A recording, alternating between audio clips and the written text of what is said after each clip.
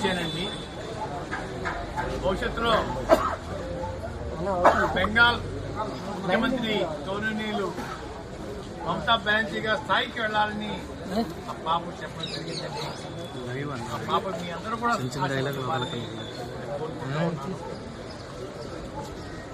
బాధాకరం. ముఖ్యమంత్రి గారు మాజీ మంత్రుల ఇళ్ల మీద దాడి చేయించనున్నది చాలా సిగ్గుచేటుగా ఉందండి. బహుశా దేశంలో ఎక్కడా కూడా ఇటువంటి దాడులు ఉండవండి.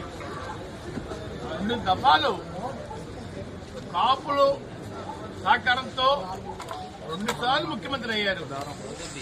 2 సార్లు కూడా కాపుల్ని టార్గెట్ చేసి అవమానం పాలు చేస్తా ఉన్నారు.